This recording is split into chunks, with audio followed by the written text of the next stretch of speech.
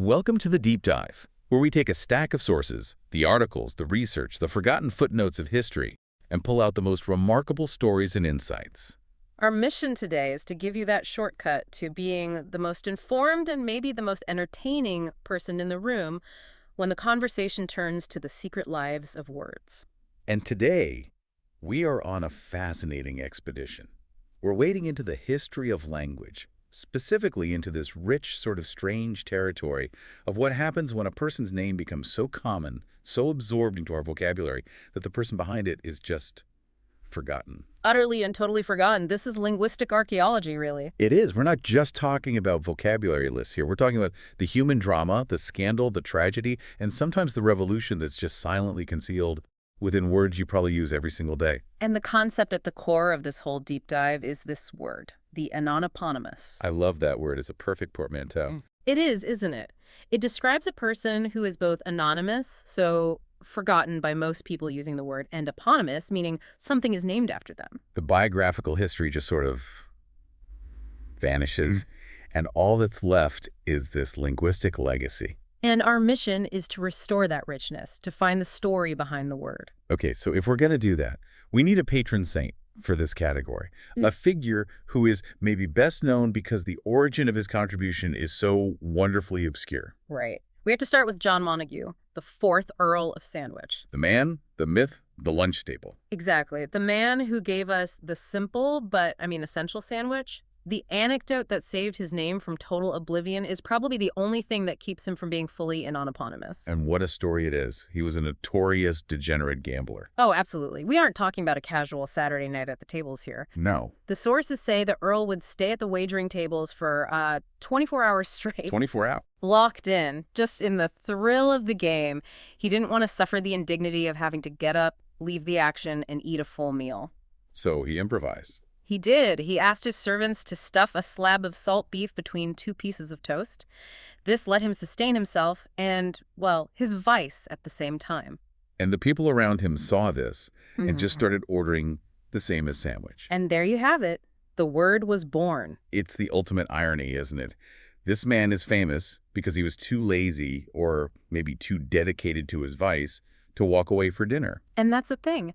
While his name is on the word, how many people biting into a roast beef on rye realize they're honoring the memory of a gambling addict from the 1700s? Almost no one. The Earl himself is almost anonymous.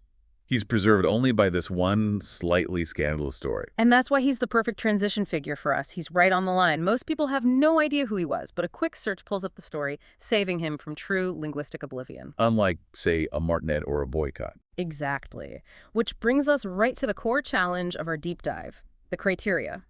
How do we decide if a word has truly achieved this anonyponymous status? When does it cross the threshold into just being a word? Right. There has to be a distinction between a simple eponym and one that achieves that profound abstraction. There does. Eponymy is incredibly common. It's just anything named after anybody, Washington State, the Ferris wheel, even a brand like Mercedes-Benz. But to be anonyponymous, it needs this crucial degree of linguistic separation from the person. And this is where we need a diagnostic tool. Let's call it the Viennese pipe test. The Viennese pipe test. I like it. Okay, how does it work? Well, for a proper noun to achieve true wordhood, it has to be so abstracted that the person's image does not immediately pop into your mind when you use it. If it still acts as a direct biographical reference, it fails the test. Okay, let's try it. If I say Freudian slip. You immediately picture him. Instantly. The quintessential bespectacled Viennese man with a pipe analyzing my dreams. Yeah. The connection is way too strong. Too culturally entrenched. So Freudian slip fails the test. Now, consider the Trojan warrior Hector. When you call someone a hectoring boss... Am I picturing a prince of Troy fighting Achilles? Probably not. No, not at all. The name has been completely absorbed. It's just a verb now. It passes. It passes. So the key isn't that the person is totally unknown to historians, but that they're unknown to the common speaker. Names that are just descriptive shorthand, like saying, he pulled a Bernie Madoff. Or she's a real Einstein. Right. Those haven't achieved that level of anonymity yet because the reference is the whole point. They're still biographical, not purely linguistic. And time is a huge factor here. Mm, The longer a word is around, the more likely the person behind it just yeah. vanishes. Especially if the term is emotionally neutral. Yeah. But we also have these semantic quirks to consider, particularly with names that seem almost too fitting. You're talking about aptonyms, where the name just feels perfect for the thing it describes. Exactly. Botany is full of this stuff. Take the gardenia. It was named after a Scottish-American botanist named Alexander Garden. You can't make that up. It feels like the flower chose him, you know? Yeah. It's such a perfect fit. And then you have the opposite, where a name is descriptive just by accident. The sources mention the Outer Bridge crossing in New York. Which everyone assumes is named for its location, right? The outermost bridge. But it's not. It honors a man named Eugenius Harvey Outerbridge. Which gets into that almost philosophical idea of nominative determinism, the theory that your name somehow influences your career. It's hard not to wonder. Thomas Crapper, the famous purveyor of the flush toilet, did his surname subtly steer him towards plumbing? Or Learned Hand, who was one of the most influential U.S. judges for half a century. His first name was Learned. You really can't make it up. Okay, so there's one last part to this Viennese pipe test, the age divide. Because anonymity is subjective, it changes depending on who you ask. Oh, this is a great one. The perfect example from our sources is the verb to hoover, meaning to suck something up. For younger generations, the word is just. It's functional. It almost sounds like the action. It's an onomatopoeia to them. The origins in the vacuum cleaner company are completely obscure. So for them, it passes the test. It passes. But for anyone who grew up using a Hoover brand vacuum or remembers the logo and the jingles... That corporate image pops right up. It fails the test. So the word Hoover is right on the brink. It's in this state of linguistic limbo, being pushed over the line by new generations. Which highlights that for a person's name to really become anonyponymous, the biographical fact has to be relegated to history. It has to be actively forgotten.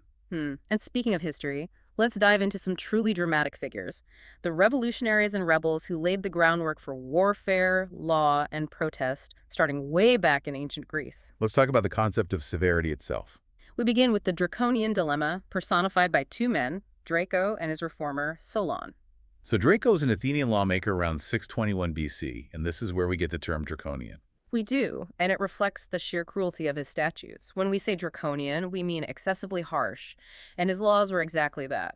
He prescribed the death penalty for, well, for almost everything. Murder, treason, sacrilege, that seems standard for the time. It does, but he also included petty theft and, my personal favorite, idleness. You could be executed for being lazy. According to Draco's code, yes.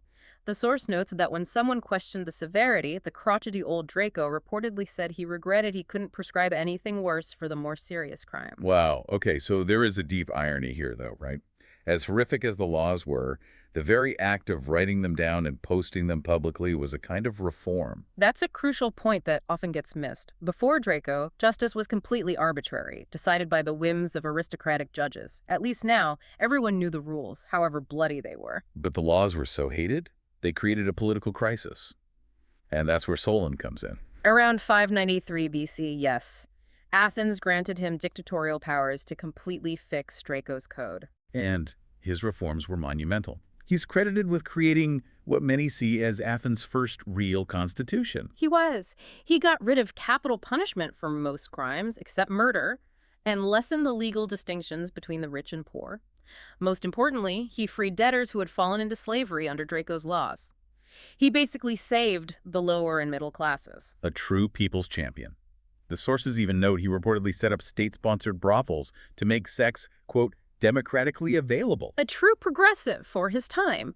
And yet, here is the profound linguistic injustice. Draconian endures globally. It sounds severe, it evokes dragons, it fits. While Solon, the name of the great reformer, is now pretty much confined to wonky political reporting, usually referring to a wise statesman. So severity sells better than measured progress. Linguistically, it seems the dark side has a much greater footprint. Which brings us forward thousands of years to the 20th century, where another person achieved linguistic notoriety through betrayal. Talking about Vidkun Quisling. Norway's fascist leader, who literally gave his name to treason. This man had almost no support. His party never polled above a measly 2%. So he was frustrated by his own countrymen's resistance to fascism, and he decided to take matters into his own hands. He went to Berlin, met with Hitler, and personally asked him to invade his homeland.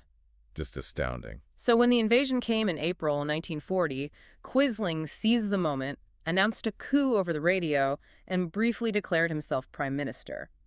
Hitler himself apparently thought Quisling was a loser and removed him, but Vidkun eventually came back to lead the puppet government from 1942 until the end of the war. And his end was swift. Very. He was arrested, tried, and executed, which was a difficult legal trick in a country that had abolished the death penalty for civilian crimes. But the outrage was so immense they brought it back specifically for war crimes. And his linguistic reward for all this was to be elevated into the company of Judas Iscariot and Benedict Arnold, men whose names just mean traitor. But Quisling is unique among them. He's the only one obscure enough and recent enough to have his name decapitalized. It achieved true wordhood. That's the key difference, isn't it? We might say he's a Judas, but we'd never say he committed a Judas. But we use Quisling as a common noun. We do. And it tells us that high stakes, universally felt emotions like fear and betrayal create a unique lexical path. The transformation from a proper noun to a common noun for Quisling was almost instant across the Allied world. It completely bypassed the slow, centuries-long process most eponyms go through. The moral failure was so absolute that the name became divorced from the man almost immediately. It was a stunning act of linguistic condemnation. And then we see a different kind of extreme loyalty, not betrayal, but fanaticism in the origin of chauvinism. Nicolas Chauvin, the jingoistic patriot who served in both the army of the First Republic and Napoleon's Grande Armée. He was supposedly wounded an astonishing 17 times. 17 times. Leaving him severely disfigured, yet his loyalty to Napoleon was blind and absolute, just absurdly diehard. And that loyalty became a joke. It did. In later, less nationalist eras in France, Chauvin's fanatical patriotism became a subject of bitter sarcasm in snarky French plays. That's where the term chauvinism was really born. And it was initially about national pride, but later it broadened to include any kind of blind, aggressive loyalty. Male chauvinism, for example. Right. But here's the genuine meta-tragedy that the sources bring up. Historians have been unable to find any public record of a real Nicolas Chauvin. So he might not have even existed. It seems likely he was a purely mythical figure, an archetype invented by satirical playwrights. So what does that do to our Viennese pipe test? If the person who pops into your mind is entirely fictional, not biographical, does the word fail? I think it reveals a loophole. The name needs a biographical mythology, not necessarily a biographical truth. The narrative of blind loyalty was so powerful, it didn't need a real person to back it up. The story was stronger than the facts. Exactly. The perceived origin eclipsed the demand for documentation. Now, speaking of demanding discipline, let's look at Jean Martinet. He was definitely real. And his methods were notorious. This is the man who gave us the term for the excessively strict drill sergeant. Right. When Louis XIV came to power, the French infantry was, well, they were a mess, prone to running away at the first sound of cannon fire. A reasonable reaction. A very reasonable reaction, but not helpful to the king. So Martinet was made Inspector General in 1667, and he set out to fix this problem with what the sources call draconian severity. He demanded absolute, unyielding adherence to rules, no matter how petty. He professionalized the training, making every step precise, turning the infantry into a literal, well-oiled machine. He created a system that forced men to hold formation and charge headlong into gunpowder fire. And his ultimate fate is a spectacular piece of military irony. It truly is. During the siege of Duisburg, Martinet was killed by a projectile, not from the enemy, but from the friendly fire of his own perfectly trained, well-disciplined troops. The pinnacle of unintended consequences. The ultimate achievement of precision led directly to the death of the man who created it. And just to add another layer, the word martinet in French has a dual meaning. Right. Besides the strict figure, it also refers to a type of whip, a cat o' nine tails. So the linguistic meaning reflects the severity he embodied, linking his name directly to pain and discipline. Okay, from the severity of law and war, let's move to a revolution of protest defined by nonviolence and economics. The boycott. This brings us to Charles Boycott, a British land agent in County Mayo, Ireland, around 1879. Times were bad for the tenant farmers. A poor harvest, fears of another famine. And Boycott, following orders, started issuing eviction notices. He became the target of the Irish National Land League. And this strategy was radical for the time. Total nonviolent ostracism. This wasn't a physical confrontation, it was an economic and social freeze-out. So no shop would serve him. The postman stopped delivering his mail. Even his church congregation gave him the deep freeze. He was completely cut off, totally isolated within his own community. And the British establishment reacted with, what? Astonishing governmental folly. That's a good way to put it. The government paid for upwards of 1,000 soldiers and police just to protect the 50 scabs Boycott hired to poop on his crops. You have to pause on that economic absurdity. The sources say the harvest was worth maybe 350 pounds. And the protection effort to harvest those potatoes cost the British government a reported 10,000 pounds. That is an insane ratio. It was an absolute propaganda disaster. Boycott left Ireland completely broken, and the strategy was a smashing success.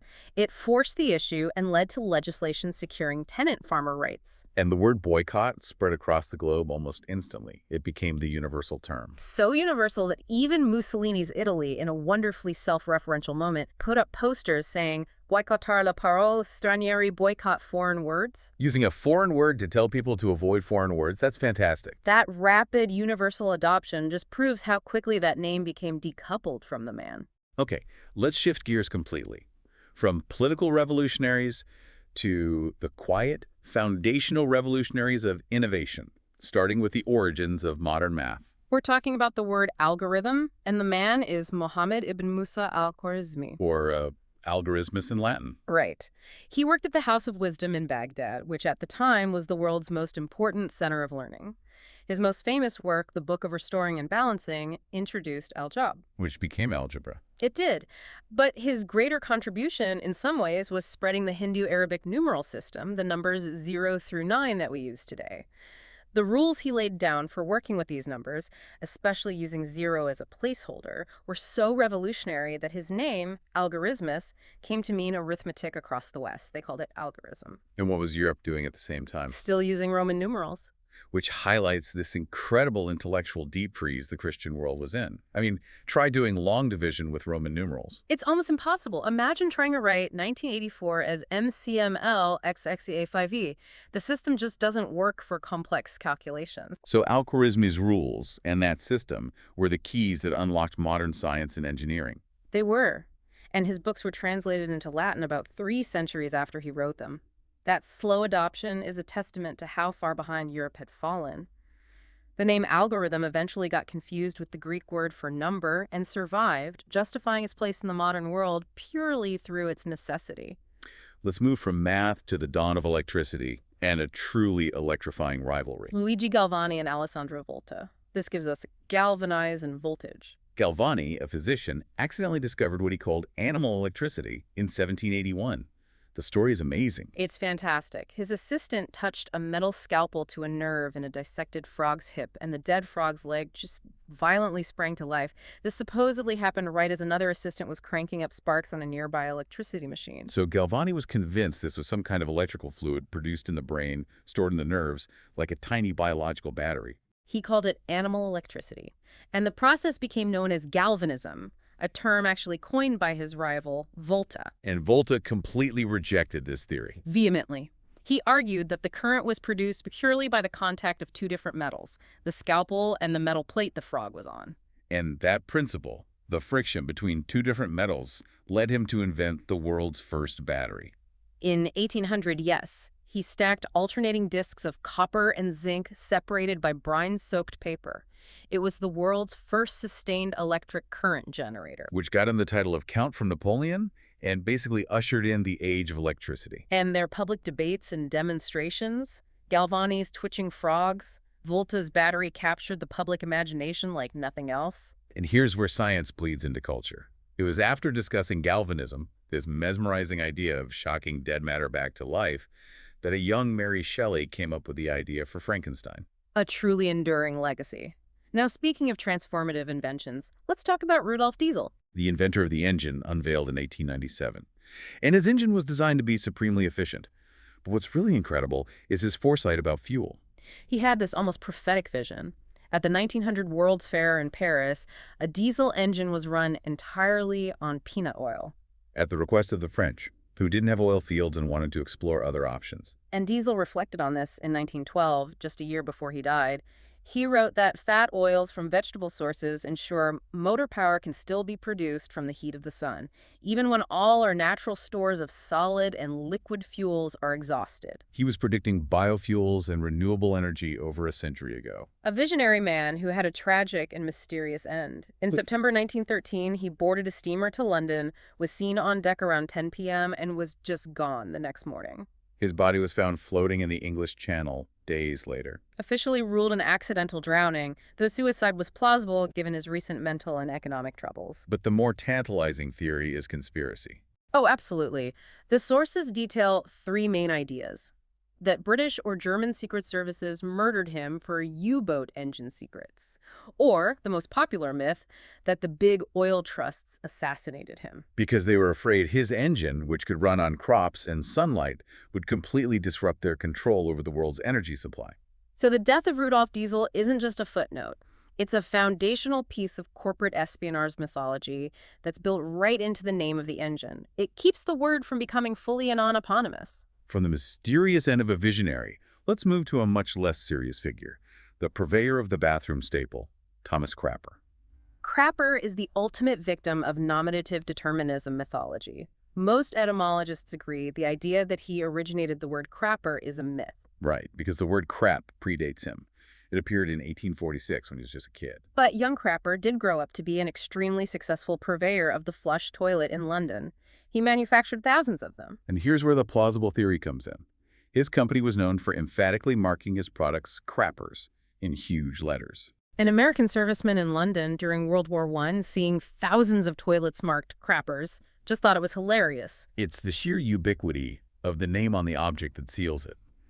They supposedly brought the slang term crapper home with them in the 1920s. So he didn't invent the thing, but the industrial success of his name applied everywhere may have been the catalyst for the word crossing into popular American slang, fulfilling a kind of toilet-based destiny. That makes the joke so much better.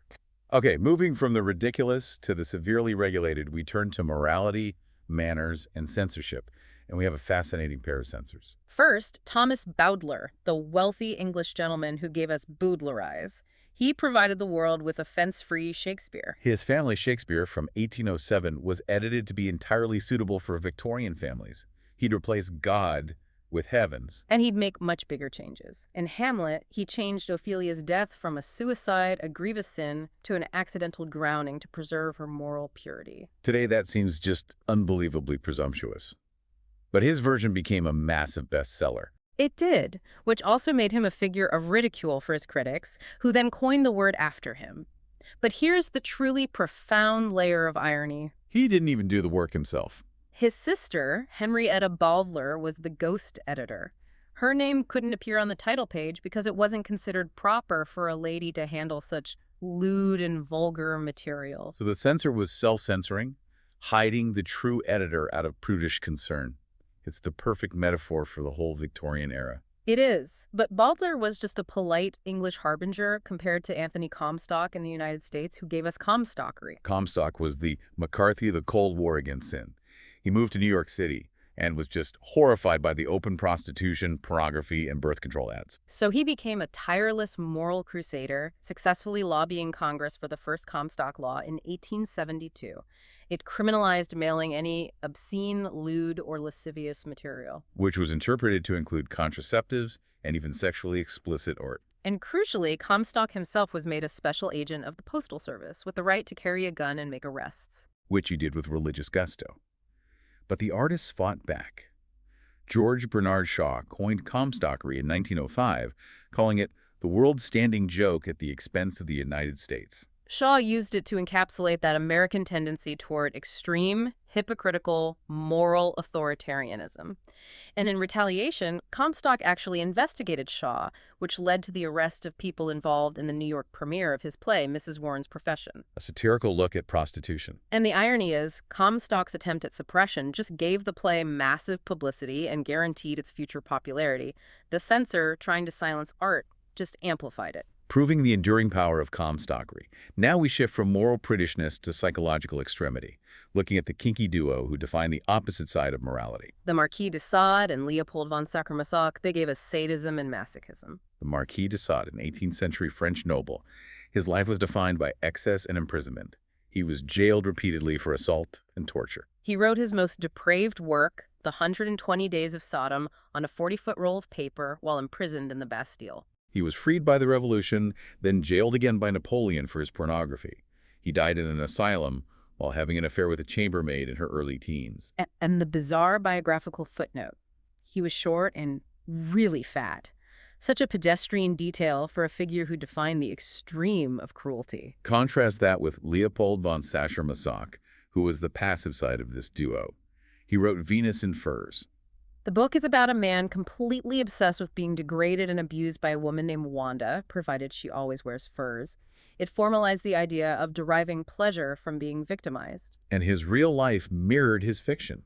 He entered into this bizarre formal contract with a woman named Aurora Rimmelin, who took the name Wanda. And that contract began My Slave and included an astonishing condition about his own life. It read, "Should you ever find my domination unendurable, you will be obliged to kill yourself, for I will never set you free." The ultimate expression of self-degradation formalized on paper. And so these two men, Said and Masoch, define the two sides of that psychological coin. Let's move to a lighter side of cultural contribution style, fashion, and cuisine, starting with Jules Léotard.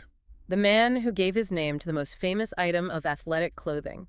He single-handedly created the art of the flying trapeze in 1859. He was a superstar, inspiring the famous song, "The Daring Young Man on the Flying Trapeze." And for his routines, he redesigned the standard acrobat's uniform into a flesh-hugging knitted one-piece. It served a functional purpose, it allowed fluid motion, but the marketing purpose was just as important. It showed off his muscles. It did. It was revolutionary in its frank sexuality and functionality.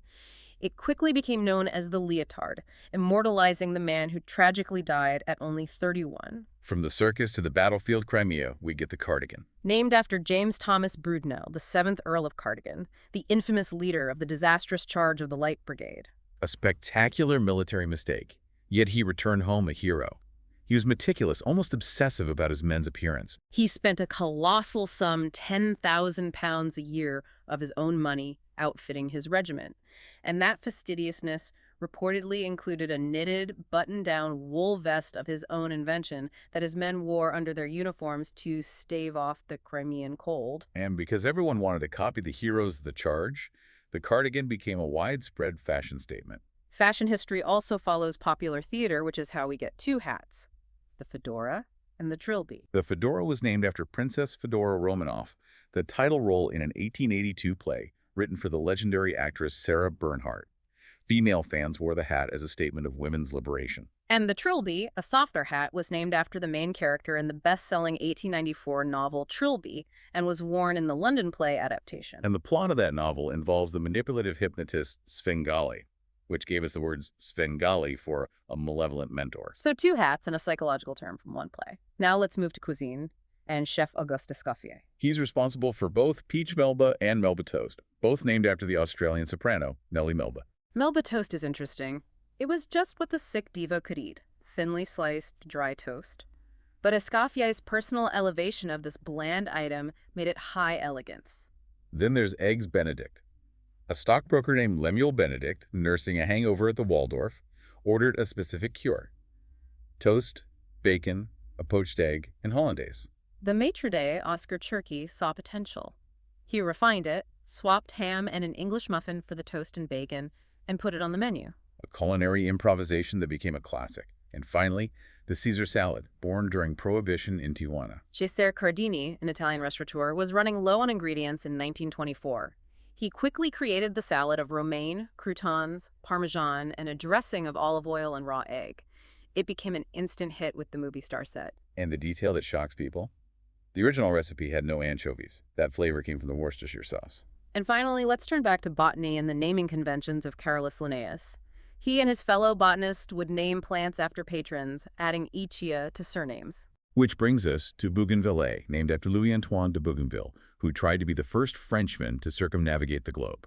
Along for the ride was the expedition's botanist, Philibert Commerson, and his young valet, Jean Bonnefoy. But when they reached Tahiti, the locals immediately knew what the Europeans hadn't. Jean Bonnefoy was, in fact, Jean Barret. She had disguised herself as a man to get a position on the expedition, which banned women. She became the first woman of any nationality to circumnavigate the globe. But the deeper history reveals a twist. Commerçant, the botanist, had known her gender all along. He'd hired her as his housekeeper years earlier. This strongly suggests a much closer romantic relationship. So the Bougainville is named for the admiral, covering up the remarkable achievement of Jean Beret, who completed one of the most incredible feats of exploration in history while disguised as a man. What a fantastic piece of suppressed history. Now let's move to our final sections, looking at how language evolves through slang, comics, and the inevitable decay of forgotten words. Starting with the American Civil War. Two distinct terms from two Union generals. Ambrose Burnside gives us sideburns. General Burnside had a terrible war career, but his sartorial choices were memorable. He had distinctive facial hair, mutton chops connected to his mustache, but not his chin. It was called the Burnside.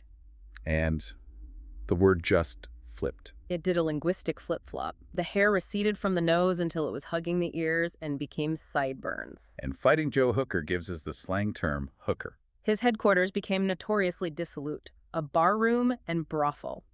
To cope with the prostitution problem, Hooker restricted the women to an area of D.C. known as Murder Bay. And this red light district became known as Hooker's Division, gaining widespread currency for the slang term. While the word already existed regionally, Hooker's Division gave it its permanent, lasting meaning. From the battlefield to the comic strip, Popeye and Superman have gifted us some truly memorable terms. Starting with J. Wellington Wimpy, the mooch who gave us his famous line, "I would gladly pay you Tuesday for a hamburger today." He's the origin of the term wimp. In the same comic strip, Thimble Theater gave us Goon and Jeep. Right. Goon from Alice the Goon, a hairy warrior woman, and Jeep from Eugene the Jeep, a magical creature whose entire vocabulary was the word Jeep. Over in the world of superheroes, specifically Action Comics in 1958, we meet the intergalactic mastermind who inspired Brainiac. An advanced alien villain who shrank Metropolis and put it in a bottle. The name is a mix of brain and maniac, but almost certainly influenced by the early supercomputer ENIAC. A few months later, we got Bizarro from Superboy, the exact opposite of Superman. And Bizarro has come to mean an upside-down version of something, a creepy, alternate reality. It was really popularized in the 90s by Jerry Seinfeld. His sitcom episode, The Bizarro Jerry, cemented it in mainstream culture. So it seems fiction is a reliable factory for new words. But not all of them survive. Let's look at the ones on the verge of extinction. Most eponyms die because they become technologically obsolete, like the brougham or handsome carriages, or because literary tastes change. We see that clearly with Charles Dickens. Everyone knows a Scrooge, but who knows a Gamp? A gamp is an umbrella, right? From Sarah Gamp and Martin Chuzzlewit. Exactly. Or a Gradgrind, a man given over to facts from hard times, is almost lost to common vocabulary. Some words are just totally defunct, like Annie Oakley. Her name meant a free ticket, one that's already been punched, like her sharpshooting tricks. That's gone. But others are showing surprising resilience. Take Bogart. One usage, to act tough, is gone. But the second usage, to be greedily protective of something, don't Bogart that joint, is showing tenacious survival. And then there's pinchbeck, meaning counterfeit or cheap. From Christopher Pinchbeck, a London watchmaker who made jewelry from imitation gold in the 1700s. It's now listed as being used primarily in intellectually elitist periodicals. It's endangered, clinging on a very specific knowing context. So as we synthesize this incredible dive, what really stands out is that unique moment where biographical history and the dictionary intersect. For a rare selection of words, we can pinpoint the exact moment of its birth and the human drama it sprang from, whether it's a gambler's snack or a trader's name. Absolutely. The truth of these origins gives us a much richer understanding of language. It reveals that words aren't just abstractions, they're historical artifacts. And even when the details are murky, the power of the mythology is just as significant as the truth, like with the Earl of Sandwich or Chauvin. It reveals how human drama, scandal, tragedy, and accidents become the silent building blocks of our vocabulary. It transforms language from a static tool into a living museum. And since we've spent so much time on English eponyms, you wanted to nominate a German word for adoption. I do. The word is Verballhornen. That sounds intense. What does it mean? It means to make worse through correcting. It's named after Johann Ballhorn, a printer in the 16th century who introduced huge mistakes while trying to correct and improve an important law book. The errors he introduced caused a legacy of legal disputes for generations. For generations. For Ballhornen. To make worse through correcting.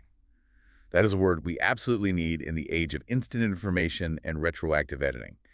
It perfectly captures that law of unintended consequences. Which brings us to our final provocative thought for you to consider. Knowledge of these origins grants a richer understanding of language. So the next time you use a common word, just stop and ask yourself, what forgotten scandal, what great tragedy, or what ridiculous act of sheer degeneracy is concealed in the word you just spoke? The greatest secrets in human history might be right there in front of your face.